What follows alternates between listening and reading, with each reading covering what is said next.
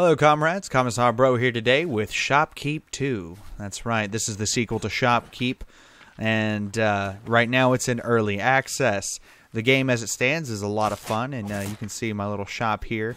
That was mainly created by Virtual Bombshell, but you know, hey, who's counting victories, right? You know what? It's a team effort to get here. The big difference between this game and the first game is multiplayer.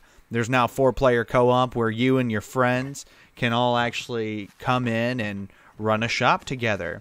They've also changed up a lot of stuff in the game as well, where you can actually, hello Mr. Bot, where you can travel across your city, not just the city, but other areas as well, like the Deadfields, Crystal Land, and so on and so forth. So far, the only accessible area is the Green Forest, which is pretty much the city that you work out of, the place where you sell everything. Then there's a West Sail Town over here. There's a ship and so on and so forth. Now, eventually, there may be more areas, but as it stands, really just the Green Forest is available as of right now. I know the Crystal Lands and the Deadfields are eventually going to pop up here soon enough as well, but, you know, we'll see as we go along. Another feature or difference compared to the first game to this game is you can actually upgrade the town. Starting out, the town doesn't actually, it's made of wood, and there's not as many items as you can order and stuff like that. So, for example, if we go over here to town management, you can see where we have at the top right next to the name, it says management house and then the level. So you can actually level up your buildings. Now there is going to be at least a third level right now where the game is capped at 2 levels. And from those levels you can get new recipes, you can get new items to order, as you can see over here. That's something else that's a little bit different compared to the first game, is you actually can craft items now. Just to give you an example, I'm actually gonna, let's see, I've already got a couple iron ingots, so let's order 8 of them and get some wood as well. There we go. So we're going to order those. It's going to come in, and then once it gets here, we're actually going to craft some items. Something else I want to talk about real quick is the taxation system. Now, going back to town management, where you actually have the buildings, to upgrade them, you have to get taxes. Taxes are gained from items you sell. You go over here to tax control, and you can adjust the level of tax you're willing to pay for each item sold. So, for example, if I don't really want to pay much tax at all, I can leave it down here at the bottom. If I want to pay a larger amount of tax and thus be able to upgrade my buildings faster, I can do that. And as you can see here, I have a little bit of amount of tax that I'm going to pay. So to give you an idea, where it says at the top right here, collected tax, that's how much we have in reserve. Now I'm going to go over here, and I'm going to pay those taxes. And then I'm going to come back over to town management, and boom, you can see where the amount of taxes has increased. But again, we have maxed everything out. So, now that we've done that, I'm going to take these goods, and I'm going to sprint over to the blacksmith, which is right over here. And we're going to craft some items from him. Let's see, I've already got some leather shoulders and leather pants. So we're going to take those, and we're going to create some iron shoulders, iron pants, iron helmets, and some iron armor. And since that's going to take a little bit of time to make, we're just going to go ahead and take the items that we've already created, and we're going to go take them back over to the shop itself, and we are going to proceed to sell those items. Now, as you can see here, you can set prices. Let's see, and then we're going to put it right here on this armor display. Now, let's say 331 is a little bit too little, so we can actually increase that price. So now we're making at least 66 profit off of it, and we're going to put all of these down here. Now, you also got to worry about durability and stuff like that as well, so increasing that is also important. Now, although we don't have a whole bunch in the store right now, I'm going to go ahead and open it just so you can actually see what happens when people come in to buy. So the doors stay open, and we are open for business. Although our supply is quite limited, we should probably put more stuff in it. So I'm just going to throw down some more leather shoulders there, and so on.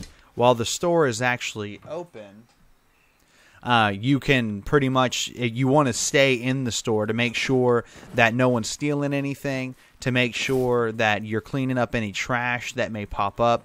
because if you don't, you'll start to get a negative reputation, and people will not want to come to your store.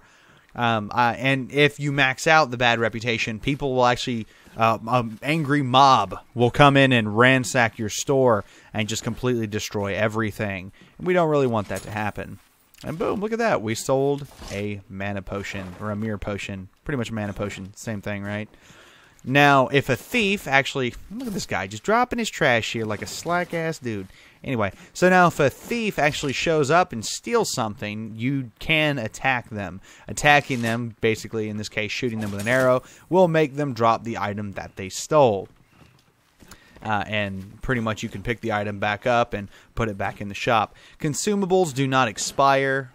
Pretty much everything in your store, you don't really have to worry about losing it. You also have skills that you can upgrade as you get better, and you have an inventory, as you can see here. You get better gear that you can equip in case you are the exploring type like myself and you go out to get like goat heads and goat meat and so on. You're going to want to actually go out with armor and such. But anyway, the skills, as you can see here, you've got movement, you've got combat, and you've got management. So, oh, and then business. I don't get a lot of business for some reason, but who cares? Who's looking at the particulars, right? But I have plenty of management experience, and we're going to do that one. And see, it just pretty much takes down those points, and it goes into the skills you learn, and so on.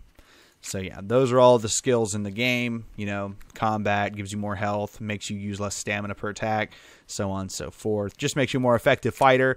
Management allows you to have cheaper recipes and more additional rooms that you can purchase. You can actually expand the store pretty far as it goes. You can get a second floor, and you can also expand it in every direction.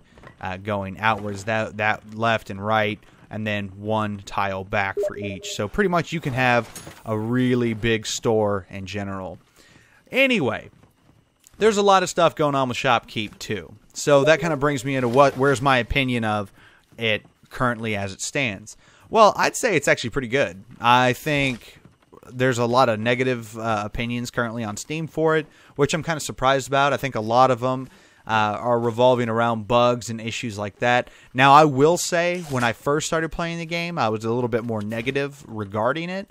It was almost kind of frustrating in some respects. But once I figured out how the game worked, and I gave it a little bit more time, it started to become a lot more fun. To the point now where I've pretty much played through all the content that's currently available in the early access version, and I'm kind of just waiting for more stuff to come out for there to be more to do. There's different ways to kind of make my store a little bit more efficient, but I'm really not too concerned about that. I could always just do that later. Really, what I'm more interested in is having more items to sell and so on. They have done away with certain mechanics, like having different classes for your customers that you could actually sell to at that point in time. I'm not sure why they kind of stepped away from that aspect from it, where you had like warriors and mages and clerics and so on. I kind of liked it.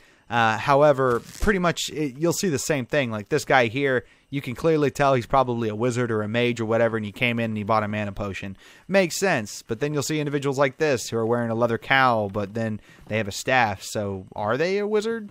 And then this fella, you would think he would be a rogue, but he's got an axe. So maybe he's a lumberjack. I don't know. And he's got a sword. Anywho, there's a lot of recipes that are still in the current version of the game. I've got about 10 to 11 hours in it so far, and that whole time was doing stuff. So there's definitely content there for only, what, $12 that it costs. So again, I would recommend it as far as it goes. And I'm very interested to see what they end up doing by the time the game comes out. But anyway, this has been Commissar Bro. Thanks so much for watching. And if you have any other questions, feel free to drop them in the comments. There's a possibility I might stream this game or do more of it in the future as more content comes out. And we'll go from there. But anyway, this has been CB, and I'll see you next time.